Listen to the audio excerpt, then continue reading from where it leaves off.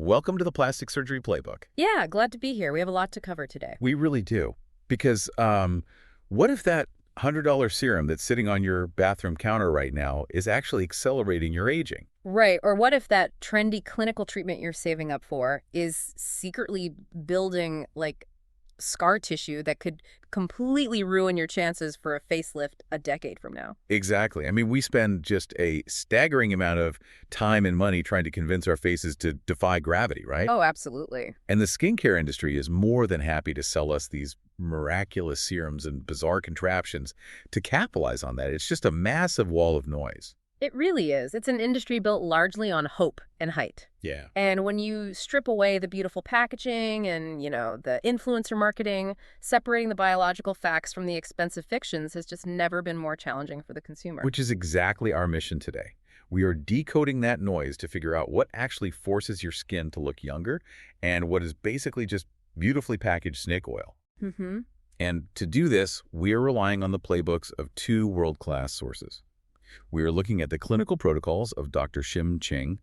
He's a board-certified plastic surgeon practicing in Honolulu, Hawaii. Right. And we also have Dr. Amir Karam, who is a board-certified facial plastic surgeon practicing in San Diego, California. So we're talking about two experts who literally have to cut into the skin, right? Exactly. They see the underlying architectural results of all these topical treatments and procedures right there on the operating table. Which gives them a perspective that, a skincare influencer just doesn't have. Oh, 100%. And I think the most compelling takeaway from comparing these two surgeons is just how completely aligned they are in their core philosophy. Yeah, they really don't disagree on the fundamentals. Not at all. They both emphasize that real anti-aging isn't about finding some magic ingredient. It's strictly a game of biological manipulation at the cellular level. Right, aggressively stimulating your body's fibroblast cells to produce collagen. Exactly, and simultaneously, ruthlessly protecting the lipid barrier from degradation. So let's start with that protection piece, because, before we even think about opening our wallets for a laser treatment or an exotic cream, we have to look at the absolute non-negotiables. Yeah, because both surgeons agree that if you aren't defending the skin, everything else is just a waste of time. A complete waste. And the undisputed king of that defense is, unsurprisingly, sun protection. Yep.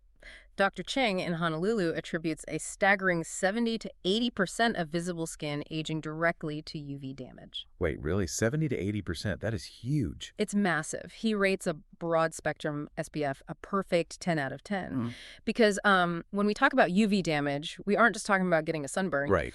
UV photons literally penetrate the dermis and sever the bonds in your existing collagen fibers. Oh, wow. Yeah, and simultaneously, they trigger mutations in your melanocytes, which causes those pigment clusters that we recognize as sunspots. So basically 70 to 80% of what we call getting older, like the fine lines, the sagging, the discoloration, it's actually just localized radiation damage. That's exactly what it is. And Dr. Ching makes a really crucial point about the areas we tend to ignore. Oh, like the neck and hands? Yes. Yes. He rates UPF clothing an 8 or 9 out of 10 because people obsess over their faces, but they completely forget the neck, the chest, the arms, and the hands. Yeah, I'm definitely guilty of that. Most people are. But the skin on the back of your hands is incredibly thin, so that localized radiation damage shows up there almost immediately. Which makes sense why step one is always halting the degradation. Right. But step two is where we go on the offensive to reverse it. And on the offensive side, both Dr. Ching and Dr. Karam give their highest possible rating, a perfect 10 out of 10 to retinol. Yeah, retinol is the gold standard. We hear about retinol constantly, right? Yeah. But let's get past the basic, it's a miracle worker rhetoric. Sure. When we say retinol speeds up cell turnover, what is chemically happening in the tissue? Yeah. So retinol is a derivative of vitamin A. And when you apply it, it actually binds to specific receptors on your skin cells. Okay. And it forces the upregulation of keratinocytes. Basically, it commands the basal layer of your epidermis to manufacture new skin cells at an incredibly accelerated rate. Oh, so it's pushing the old ones out. Exactly. It forces the older, damaged, pigmented cells up to the surface where they are shed, and at the same time, it penetrates deeper into the dermis to signal your fibroblasts to ramp up collagen production. Okay, that accelerated shedding makes total sense, but it brings up a major issue for a lot of people. That purge. Yes, the infamous retinol purge. You put it on, and a few days later, your face is just red, flaky, and furious. Yeah, it's a very common reaction. And if chronic inflammation is actually pro-aging, how do we get that cellular upregulation without causing this massive inflammatory response that makes people just want to quit using it? That's the main biological hurdle, right? And both surgeons have really specific protocols for bypassing it. Okay, what's Dr. Ching's approach? He approaches it mechanically. So he mandates a very slow onboarding, just 2 to 3 nights a week with a lower concentration. Keep it gentle at first. Right. And he also utilizes what's called the sandwich method. What is that? Like moisturizer first? Exactly. You apply a layer of moisturizer, then the retinol, then another layer of moisturizer on top. Oh, okay. So you're physically creating a lipid buffer to slow down the absorption rate. Yep, it dilutes the immediate impact. Now, Dr. Karam in San Diego approaches it a bit differently through formulation. Formulating the retinol itself. Yeah. He insists on using an encapsulated slow-release retinol. So instead of flooding those cellular receptors with active vitamin A all at once, encapsulation utilizes these microscopic lipid spheres. So it's sort of trapped inside these spheres. Right. And these spheres slowly dissolve over several hours, literally dripping the active ingredient into the tissue over time. Oh, that's smart. So you bypass that massive inflammatory spike, but you still secure the long-term cellular benefits. Exactly. It's a brilliant way to outsmart the skin's natural defense mechanisms. Makes sense. But we do have to recognize that the heavy lifting of accelerated cell turnover temporarily compromises the skin's outer barrier. Right, you're shedding skin faster than normal. Which creates a biological necessity for a supporting cast of active ingredients to repair and protect that fresh new skin. Which brings us perfectly into Dr. Karam's alphabet of actives. Let's look at vitamin C, which he rates a 9 out of 10. Yeah, vitamin C is huge. We know it stimulates collagen, but its primary job is basically acting as an antioxidant shield, right? Exactly. And the mechanics of how it actually neutralizes free radicals is fascinating to me. It really is. So, free radicals are essentially unstable molecules. They're generated by pollution or the UV rays that slip past your sunscreen. Right, the environmental stress. Yeah. And they are missing an electron, which makes them highly reactive. So they aggressively seek out healthy collagen molecules and basically steal an electron. Which damages the structure. Severely. Yeah. It completely damages your cellular architecture. So vitamin C operates as a sacrificial donor. Oh, it gives up its own electron. Exactly. It freely gives up an electron to stabilize that free radical before it can attack your structural proteins. That's amazing.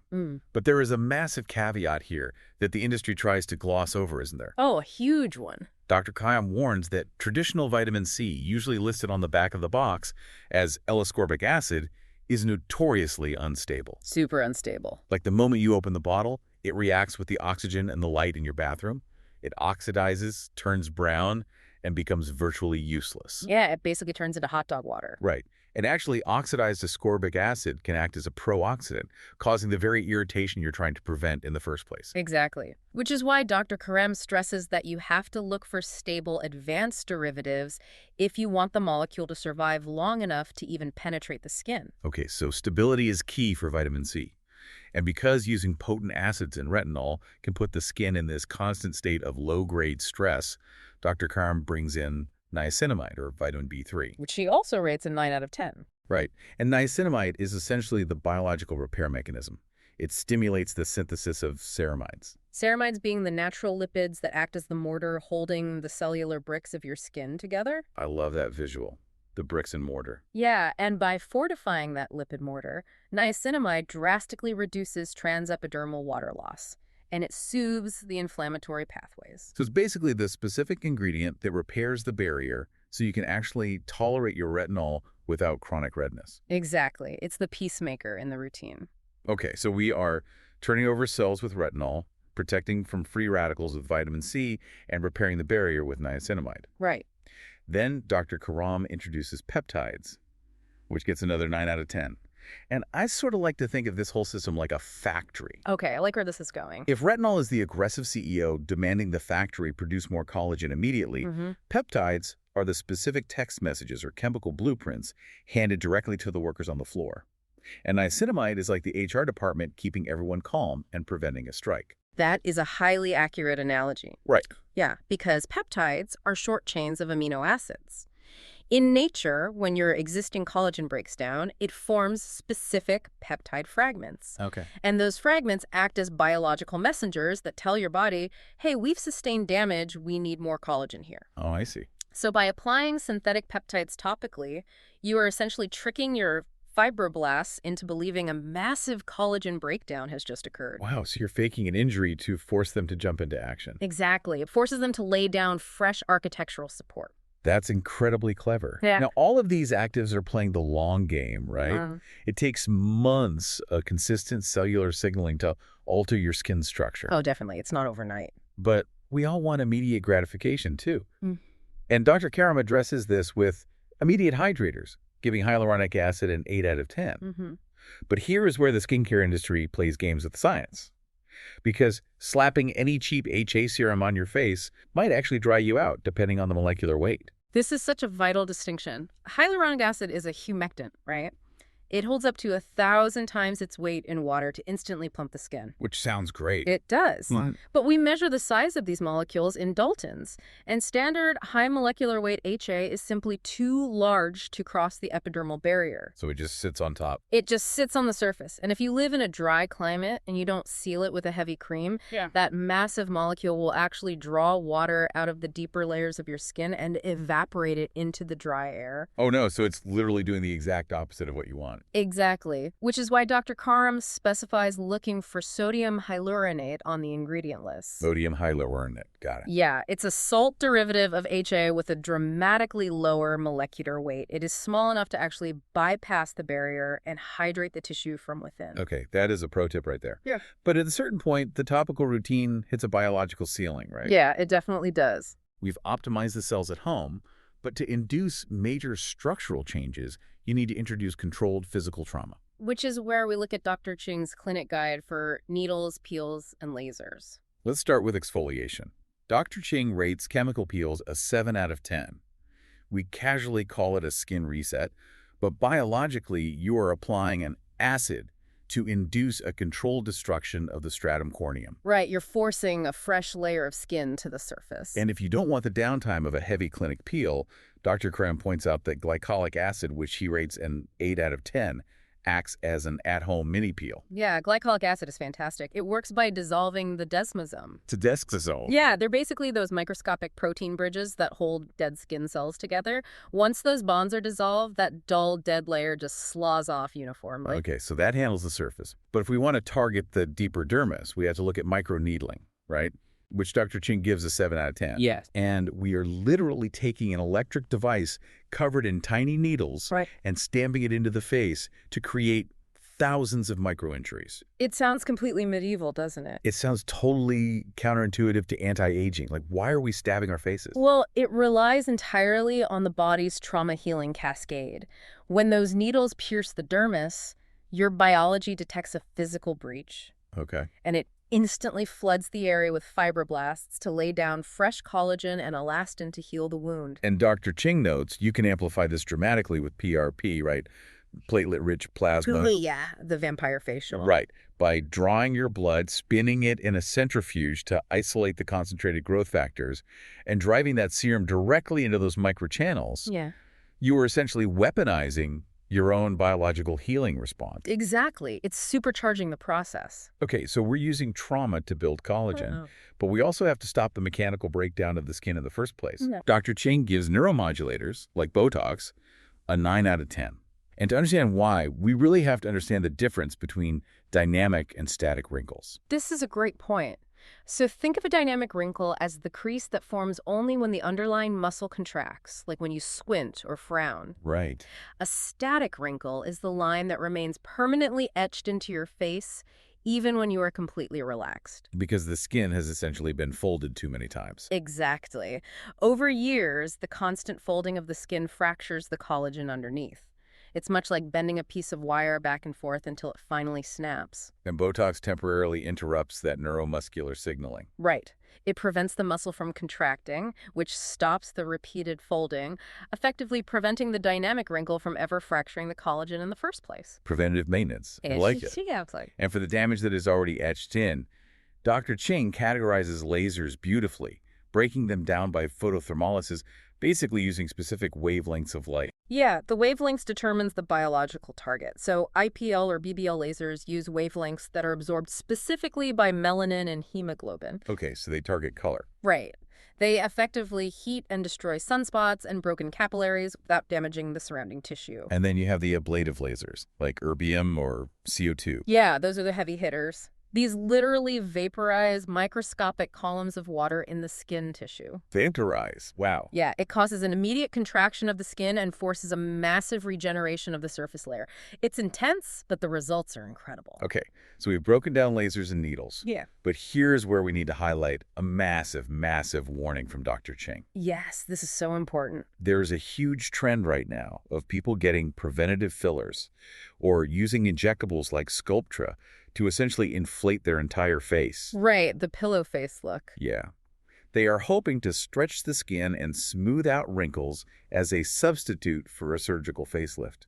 And Dr. Ching is very, very clear about the limitations and the dangers here. Standard hyaluronic acid fillers are fantastic tools for tiny, targeted structural balances. Like adding a little projection to the chin. Right, or restoring the lips or filling hollow temples. But using them to lift a sagging jawline just results in a puffy, distorted look because you aren't fixing the skin laxity. But just adding heavy volume. Exactly, you're just weighing the face down. But the more urgent warning surrounds Sculptra. Yes. So Sculptra gets a 5 or 6 out of 10 from Dr. Ching for deep volume replacement near the bone. But he gives it a stark 0 out of 10 if a provider injects it superficially right under the skin to try and boost skin collagen. A 0. Yeah. Why is it so dangerous? Well, Sculptra is polylactic acid. Unlike standard filler, it doesn't provide instant volume.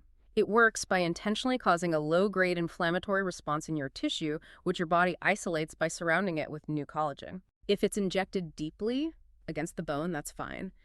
But if injected superficially, that inflammatory response often creates uneven, dense nodules of scar tissue. Oh, that sounds awful. It is.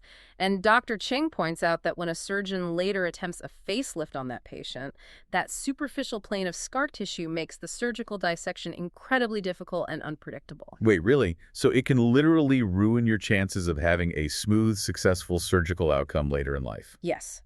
You are trading short-term plumpness for long-term surgical complications. That completely reframes how we should view injectables. It really does. Which perfectly transitions us into the save your money skip list. Because knowing what works is only half the battle, right? Oh, absolutely. The skincare industry is incredibly skilled at packaging biological nonsense into beautiful marketing campaigns. Let's start with the internet's favorite tool, gua sha. Okay, prepare to have a few illusions shattered. Dr. Ching gives gua sha a 2 out of 10. A 2.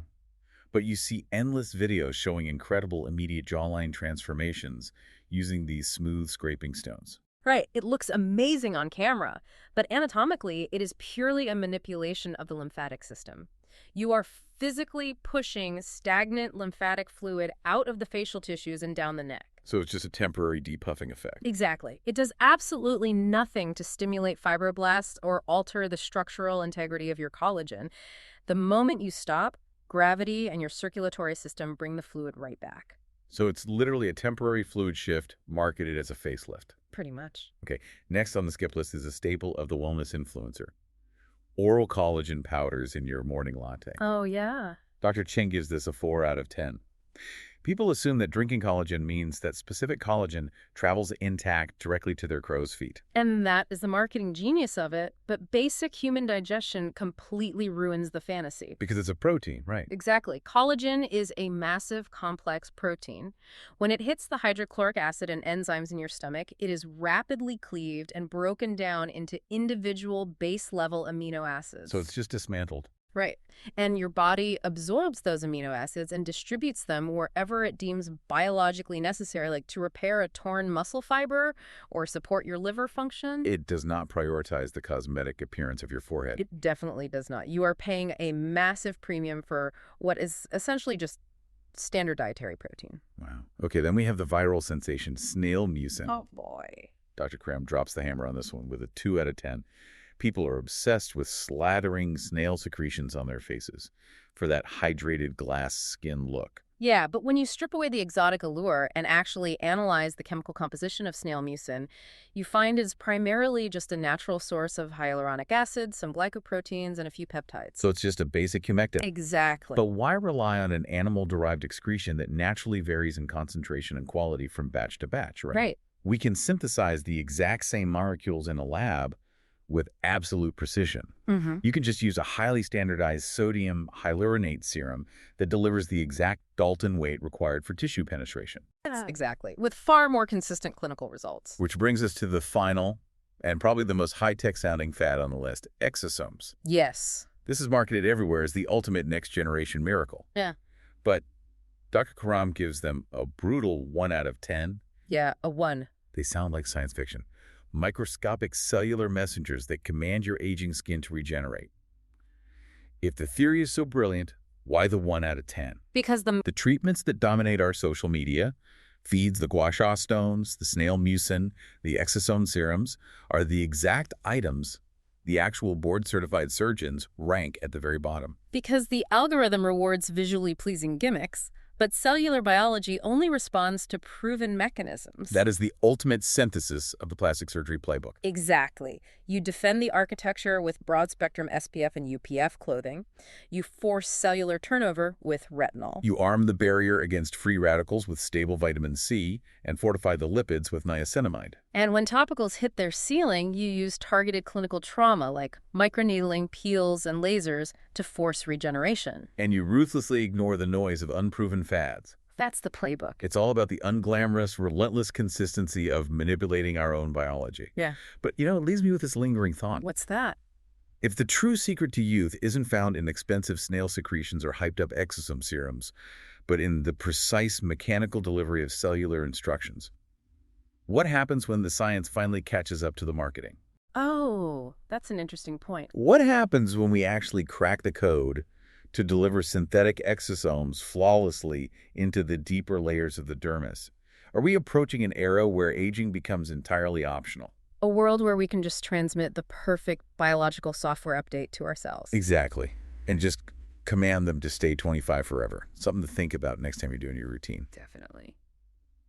Thanks for listening to the Plastic Surgery Playbook. Until next time.